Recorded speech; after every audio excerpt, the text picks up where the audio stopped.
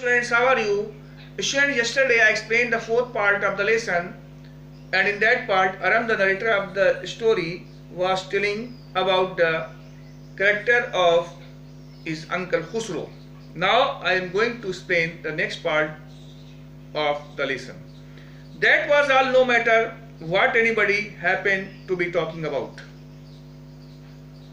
In Aram is saying, whatever was being talked about,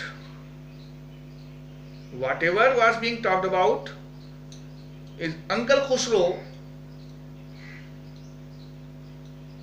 did not pay attention about anything, and he stopped the person who was talking before him by shouting on him, by saying that it is no harm, pay no attention to it.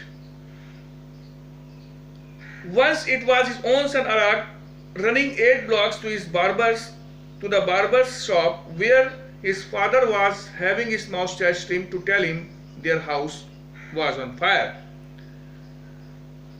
Aram, the narrator of the story, is saying, once his own son Arak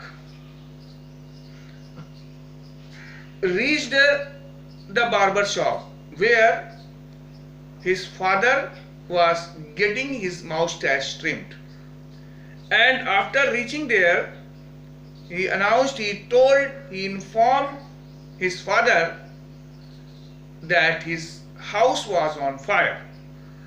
This man Khusro sat up in the chair and rolled, and after listening the words of his own son Arak, who was telling that his house was on fire, he sat up on his chair and shouted, "It is no harm, pay no attention to it."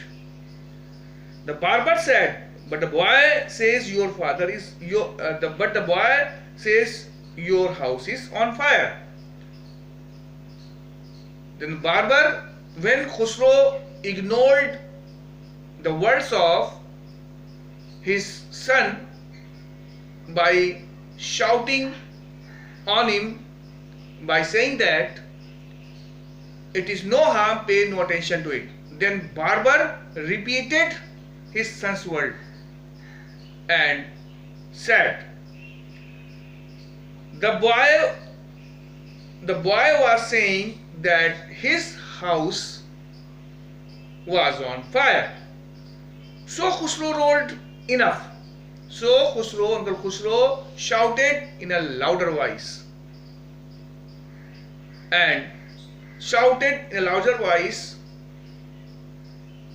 that it is no harm.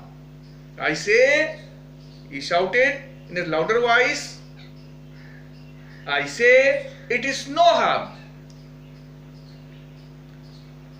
My cousin Murad was considered the natural descendant of this man, although Murad's father was Zorab, who was practical and nothing else.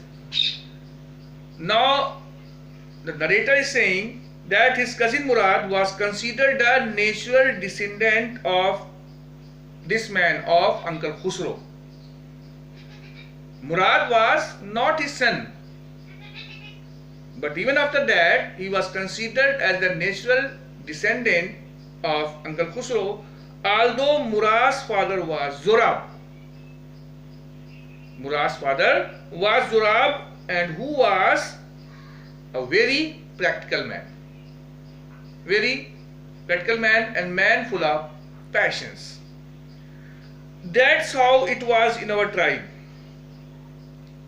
A man could be the father of his son's flesh, but that did not mean that he was also the father of his spirit. And in his tribe, in Aram's tribe, it was considered that a man could be the father of his son's flesh, but that did not mean that he was also the father of his son's spirit. A man, his tribe considered that a man could be the father of his son's flesh, but he could not be the father of his son's spirit. Means every person in this way, every person in this world, according to their tribe, every person in this world has the right to live freely according to their own will.